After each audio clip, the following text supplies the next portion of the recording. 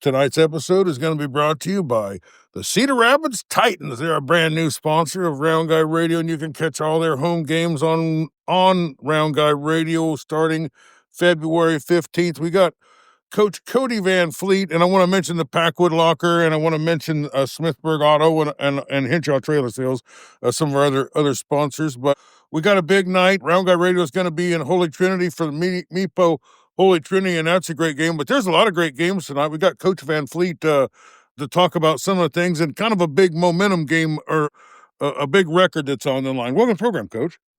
Hey, thanks for having me. Yeah, there's some really big ones tonight. Yeah, certainly is. Tell us a little bit about the street that's on the line. So, yeah, the game I'm obviously going to be at, this because I, go watch my daughter play. Burlington Notre Dame is at West Burlington tonight, and obviously Coach Marlowe and the Falcons, they've lost 3 conference games before Christmas break. They lost at Holy Trinity, at Central Lee, at Mediapolis. One thing that the Falcons have not done this year or since February 7th, 2022 is lost a home game. So in their own gym in West Burlington, they have not lost a game for almost 4 years. So the last time that West Burlington lost a home game was to Fairfield on February 7th, 2022. So they've got a streak going of, I think it's over 35 games, 1,429 games since they've lost in that building, which, Aiden Figueroa, senior for the Falcons, still has not lost in that building, which is such a crazy stat for a high school team to go almost 4 years without a loss. And so, obviously it just adds to this game tonight. Obviously Notre Dame, this is the last game that they have left in the first round through of conference. So if they can get this win, they would have, a pretty good lead on most with still a second round left, but definitely going to be a great challenge for the Falcons. And it'll be a good test for the Nikes, as well as they've been playing. They're 9-0.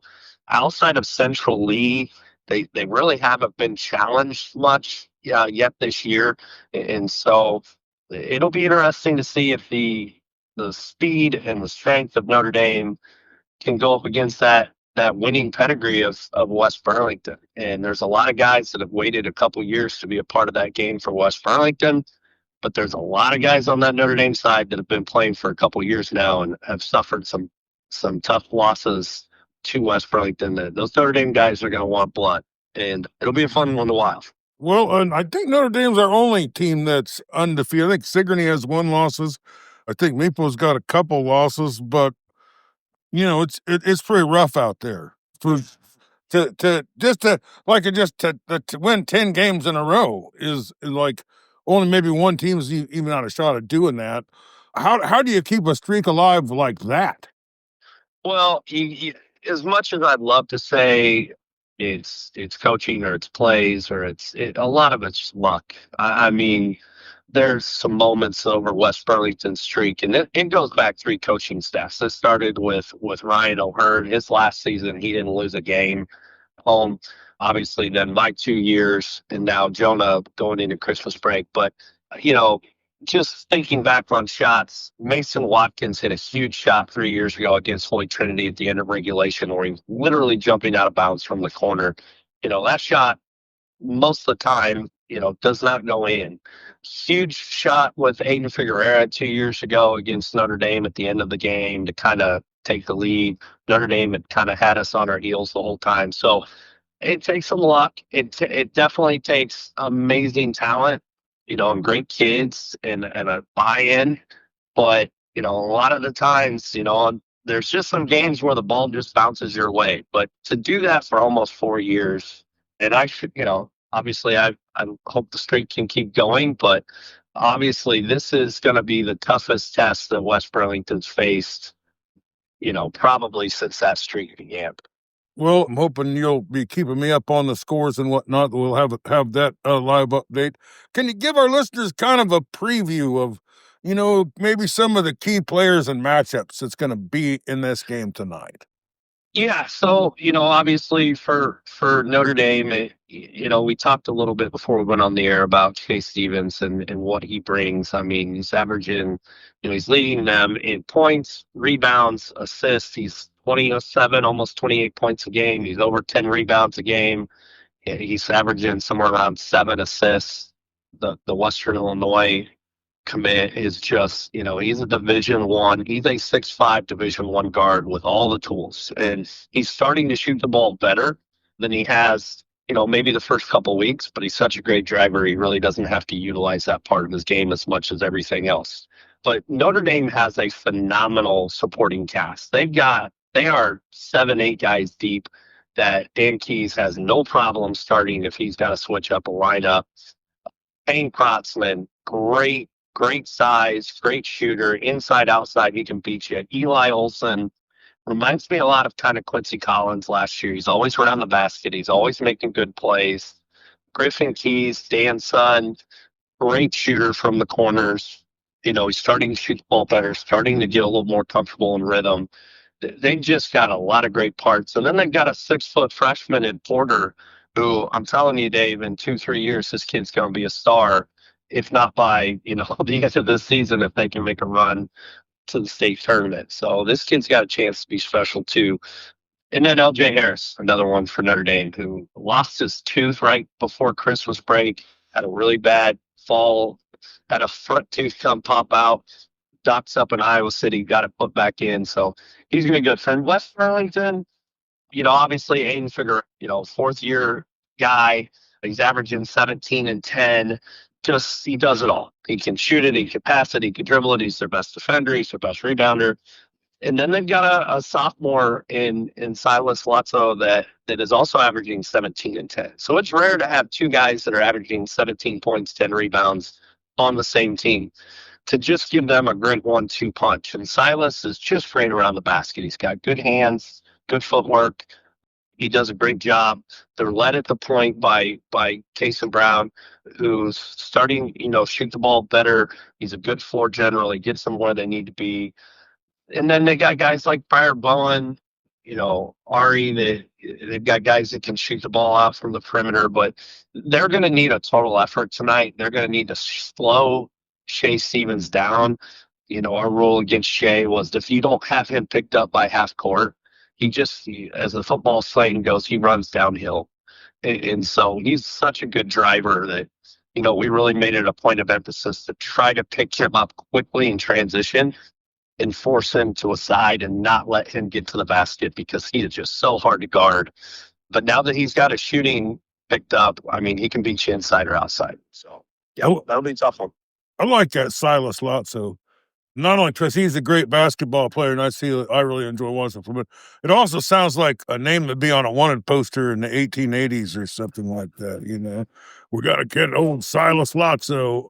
But no, he's a good basketball player. He's an even more amazing young man. I mean, he's musical. He's just there's a lot of stuff. He's a very well-rounded young man, and we've had our eye on him for a few years because he's just great around the basket. He's like a fullback, I mean, just a straightforward, he's big and strong, and I was real impressed with how he played. Well, anyway, anything else about that game? No, I think obviously it's going to be a packed house. Obviously, these kids all play against each other. Notre Dame, West Burlington are shared sports for football, for wrestling, for track, pretty much just about everything except for basketball and baseball. And so, in the summer, our two programs do open gyms together. So these are kids that are friends first, and it's a friendly rivalry. I would definitely say that. And two coaches that really respect each other. Gavin Keys, the assistant for Notre Dame, is best friends and the best man in John Marlowe's wedding a couple of years ago. I mean, so we got coaches that are best friends. We got players who are best friends. This one's going to be a fun one. Yeah, they'll be real good friends before and after the game. But during the game, they'll be trying to win with little zest. And it might be an elbow or two through there between friends. So that's an exciting game. But I think I'm going to be in a pretty exciting game tonight. What do you think I'm going to see? as MEPO and Holy Trinity get together, kind of the top 4 teams there in that southern side of that district. Yeah, obviously Minneapolis got a huge win last week against Central Lee. And I think, most people really thought that Central Lee was, especially at home, was probably going to win that game. So, if my expert pick, if I'd have had a pick for that one, I was expecting Central Lee to win it. So I got that one wrong. But MEPO has some really good guards. They play well. Max Griffin, Will Lutniger, and then, William Worrell, coach's son. All 3 seniors averaging 19, 18, and 11 between the 3 of them. So you got 3 seniors that can all shoot the ball well. I mean, they're all shooting over 30% from 3. They're all shooting close to either 79 or above from the free throw line. These are all just guys that are elite level shooters. And, they're going to go up against a Holy Trinity team that is just slowly getting better every game. Jack Rager, the freshman point guard, who's similar to Porter. He's going to be, the future of this league. Great point guard for Holy Trinity, who's already averaging 13 points a game. I mean, this kid's, if he can stay healthy, he's going to be one of the next 1,000-point scorers for Coach Helge and his squad. So, this is going to be a game where Minneapolis at Holy Trinity, on paper, you say, okay, Minneapolis is probably a little more prepared for this one, a little deeper. But the thing about playing at Holy Trinity is they always make it close, especially their place. It'll be a tough matchup for Coach Worrell, and I'm sure he's the most tenured guy in the South as far as coaching longevity, and he's been down there a ton. He knows what to expect.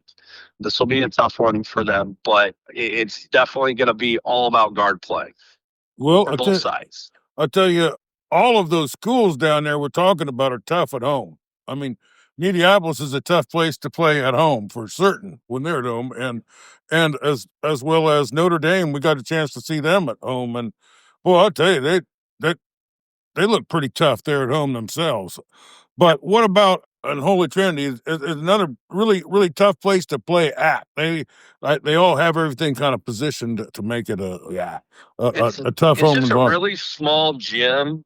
The scoreboard is kind of, the scoreboard is kind of slanted about 10 feet off center. So, the home bench can pretty much be seated almost all the way up to center court, with the visiting team being down towards the top of the key. So, it's just got its little intricacies. It's been that way for 20 years. That's just the way it is. But it's definitely a tough place to play. And that's the beauty of it. I mean, that's the beauty of going into those environments and testing yourself on these, as a coach or a player, you wanna go into those environments. And, Well, yeah. Well, Scotty and I took a trip down there last year. It's kind of, you see it ain't the same seeing it on YouTube or something as it is seeing it right there in person. And I'm getting a pretty good dose of what's going on down there. And it'll be my first chance to see Minneapolis. We've got so many listeners over there, and I'm doing best I can. I'm giving you 3-4 games a week and double headers, and we got a terrific week for you. But I think this will be a great game. Coach Helge does not have a very deep bench, but he's got Lane Run by himself, pretty great player. And then this Ellison kid, he hit 8 or 9 threes or something, or 7 threes or something on against Van Buren here earlier in a game. If he's hitting them threes, I think that's going to be a big deal tonight. Yeah, and the thing that you got to understand about Ellison, again, Ellison and Rager's a freshman. Ellison's only a sophomore. Ellison is shooting he's shooting 51.2% from the 3, and he's shooting 50% from the field, which means he shoots better from outside the arc than he does inside the arc. And so that tells you that screams sharpshooter. He is definitely a guy that can shoot the ball. And and they've put themselves in position with those 2 guys to, if they can compete and try to finish near the top of the league this year, I think that'll give Coach Helge a lot of momentum going into the next few years with 2 really good guards coming up. Well, it's certainly a big game tonight because if Minneapolis does win this tonight, they'll be kind of in the catbird seat because of that last second win they got against Central Lee. Yeah. So they would have a game lead, or at least have the tiebreaker so far. Now, Central Lee's still going to have to go up to MEPO and play up there, which is another tough place to play. Like you said earlier, Everybody's gym is built for them. yeah. You know, I think if you look at Danville, I mean, Danville has played what they play, how they play at home versus on the road. If you look at their numbers, I mean, they were up one on Central Lee at home a couple of weeks ago, I think right before break. You know, how they play at home versus how they play on the road, it seems to be fairly different. And then, then you have Van Buren, which is, it's an hour for most kids, most of the league yeah, partners, it's the furthest trip for most of them, that's for sure. it's the furthest trip, which if you talk to most high school teams around the state or around the country and they hear that your longest trip is an hour, they laugh at you. But, for our league, an hour is pretty far away. And so, but that's a tough place to, some of these gyms are a little older and have different vibes, and some the lighting's different, and kids are always used to the familiarity of their home court, and that it just got more fans there. Well, yeah. Well, I don't know who. Do you know who Danville plays tonight? So New London is at Danville. Okay, and New London played really well the first half last night against Mount Pleasant. Mount Pleasant was at New London, and they made a game out of it. But second half, just Mount Pleasant kind of pulled away, got a nice win. But New London has started to play better. Yeah, they're going to get a win here pretty quick. I believe it. Yeah, and so I hear nothing but good things about this Porter kid. Yeah. So yeah, Brigham, who's he's one of the famous Porter brothers. I mean, Blaze, who was absolute stud point guard, one of the best freshman point guard I've seen in this conference, maybe ever, at least in the 15 years that I've been around. Ended up going to Truman State, playing for former Iowa Hawkeye Jeff Horner down there. So Brigham was next, and then he's got a little brother who's at Notre Dame. So, yeah, but Brigham's averaging 12 points. He's basically started all 4 years, and between him and the Franklin boys, London Franklin's averaging 7, and then they've got a lot of seniors, and so they're doing okay. And then Danville, like I said, at home, Danville's a really tough team to beat. On the road, they've struggled some, but they've made some games hard at home. So this will be a tough one for New London tonight. But obviously, they're getting better, and while they're 0-8, like you said, they're going to win one here pretty quick. And if we find out tonight they beat Danville, I don't know if it would necessarily shock me. But it'll be a tough matchup for both these teams. Yeah, it's rougher than the corn cobs outside the outhouse down there, I tell you. But there's another game that's tonight that I think is a big game here, and that's Pekin is traveling over to Winfield Mount Union. I got my first look at Winfield Mount Union this week. They get a couple of wins, hard-fought wins, Friday and Saturday. Coach Edwards is a defensive-minded coach, and they slowed down. When Waco played Columbus Friday night on Round Guy Radio, they kind of did what they wanted. They played their game. They passed the ball around a lot. They waited for good shots. They were very patient, but they just couldn't quite get everything going. Coach Edwards slowed them down quite a bit. They have Winfield hadn't really lit up the scoreboard, but they have an iron grip on the defense. I think maybe the best defense, performing defense, maybe in this first third of the season. Do you know anything about this game, or do you think this will be a good one? I mean, both teams are coming into it at 6-2, and like you said, Coach Edwards I just love how he coaches. I love his teams year in and year out. Doesn't matter what talent he loses, he always has a good team. And that's the real test of a good coach is can year in, year out, can you finish in the top two or three every year? And it just seems like he does that. And obviously this year he's got his son Max, who's averaging 8 points and 8 rebounds. So to have a guy really 9 and 9, they've got Milks, who's a junior, who's averaging 12.5 points a game, two assists. They've got some good pieces, and Max Edwards has been a part of some really good teams. When I was watching him on film 2 years ago, I was shocked that even as a sophomore 3 years ago, I was like, man, how is this kid not playing? But then I saw his brother in Camp Buffington, and I was like, oh, okay, I get it now. I mean, he was playing behind some really, really good talent. And so he's a kid that's waited his turn the last 3 years, and he's making the most out of it this year. And, I don't, just kind of looking at peeking here on paper, they've got Milliken, who's a senior, averaging 22 points a game, but they've got three guys in double figures with Nolan Glick and Brock. So, they've got some guys that can shoot it. Obviously, Milliken averaged 22 points a game and be shooting 35% from the three and 82.8% from the free throw line.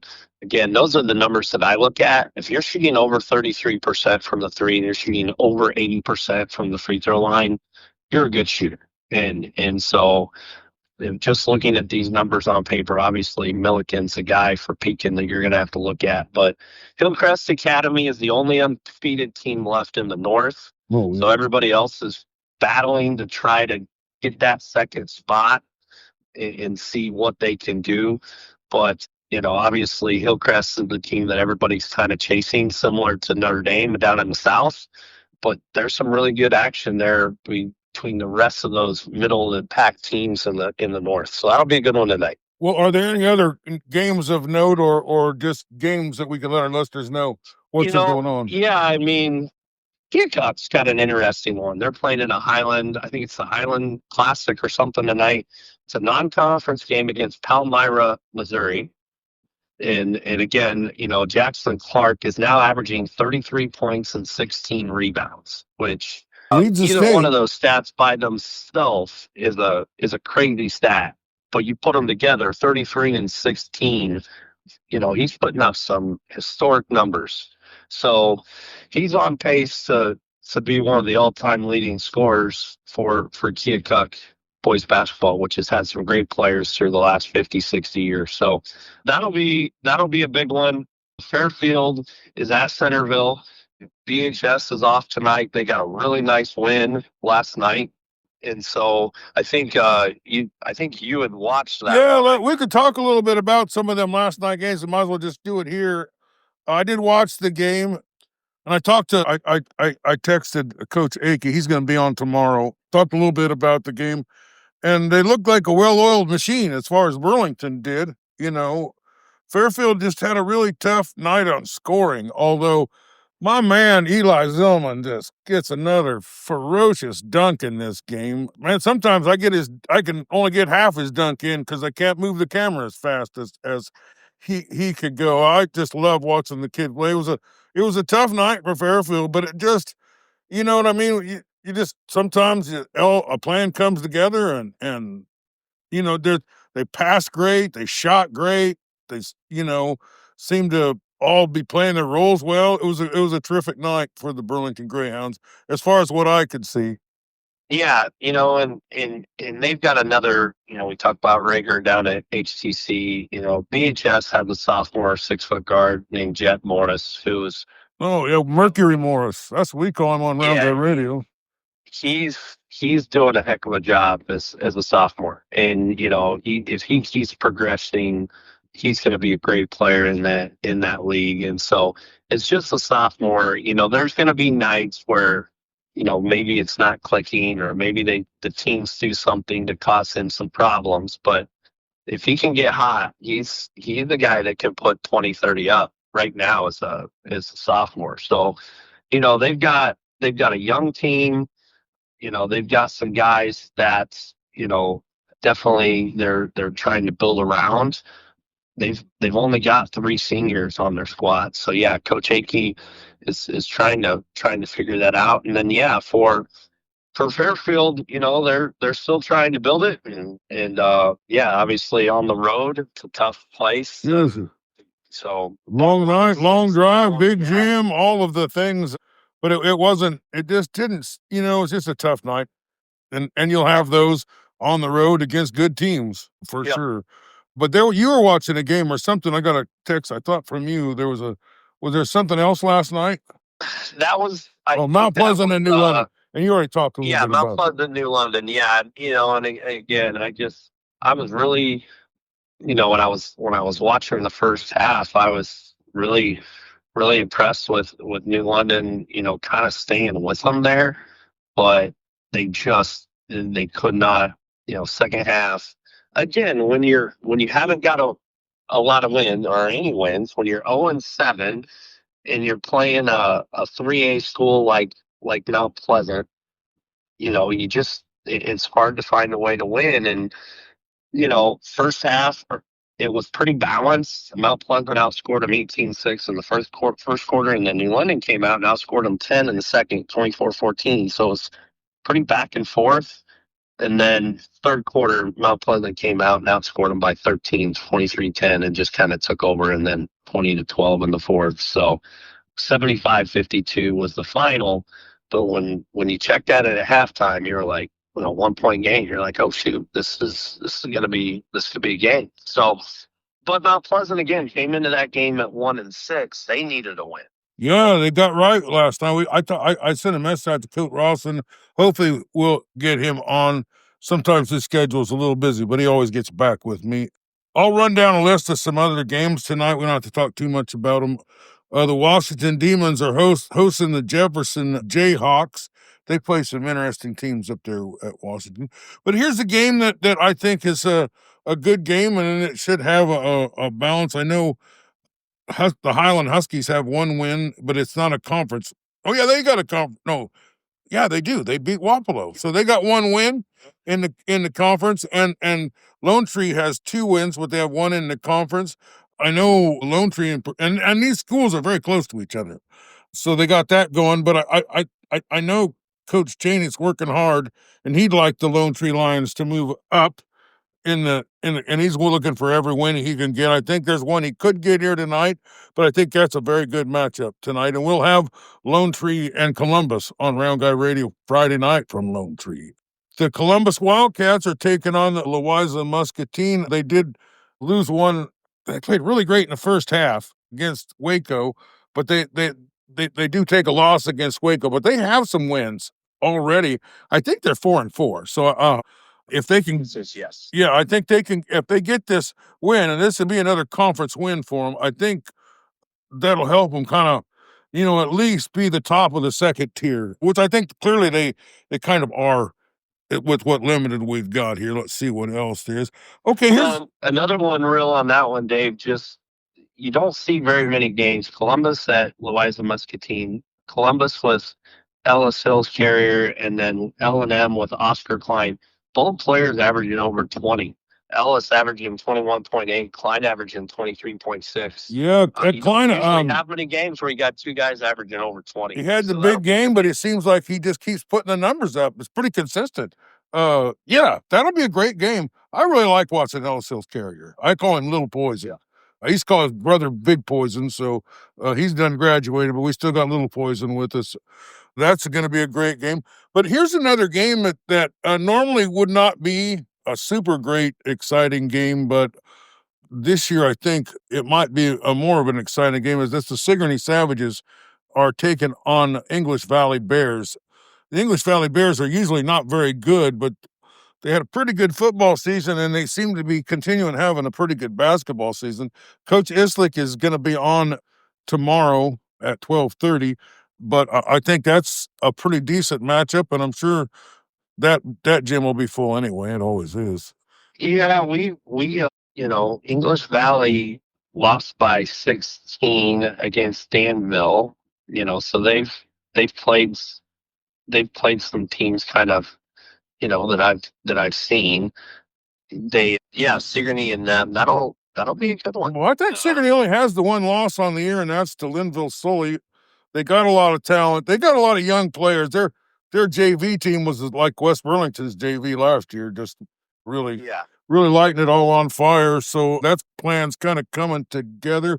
There was one more underneath here. Oh yeah, Mid Prairie taking on Alburnett. Boy, that'd be a good one. That's up in Alburnett. Those two schools are kind of, good at everything, and basketball is among them. There, I think that will be a game that we will have to keep on. I think Mid Prairie did finally lose their first game, though, recently. And then the last one I've got here is Fairfield taking on Centerville, the Big Reds. Gosh, they got a player, Malik. Gosh, what is his last name? I can't remember everything anymore, Coach Mitch. Centerville's got a great player, Rice. This Rice kid, I call him a San Francisco treat up there. He scored 150 points in 3 games earlier this year. He can really shoot them, but Van Buren almost beat him. I mean, within the last seconds of the game, they lost that one. Fairfield, this might be one for Fairfield to get. They've been scuffling, they've been struggling, they've been getting close, they've been battling and fighting hard. Maybe tonight's the night. Yeah. Yeah, it'll there's some that's one also that I definitely think is gonna be a good one. Yeah, and was there any of them else down there by you on either side of the river you want to talk about? Or? Central Lee's at Van Buren tonight. I don't believe we talked about that one. Van Buren's still struggling, and obviously Central Lee needs to keep their foot on the gas after losing to Mediapolis. So they need to come out after that loss to MEPO and kind of keep their foot down. So, but again, it's on the road at Van Buren. That's not too far of a trip for them. Well, yeah, that's the 2 closest schools there are, and that's what the main rivalry there. So there's some of that going there. Yeah, they I did have a opportunity to go down to Van Buren. It's their second. They've been sprinkled in there pretty good on Round Guy Radio this year, and they played Lone Tree, and this time they had that 3-pointer working like they did when we saw them against Fort Madison. But that was the best I'd ever seen them look. They were crisp, but they ran into a buzzsaw in their last game. It might have been MEPO or somebody, I can't remember who. Or was it West Burlington that got them last time? I can't remember, but it's been a pleasure talking to you, Coach. I don't have any more games to talk about. Do you? Oh, I think we've about hit them all. Well, so, yeah, it'll be a fun one, and I'll update you with the scores as they come in. We'll be doing what we can to keep up on you. I don't know. It'll be a late night when I get back from there, but if we can't do it at night, we might try to do something in the morning for you and bird dogging the scores. Thanks so much for being with us, and thanks to all our sponsors who help us produce these programs.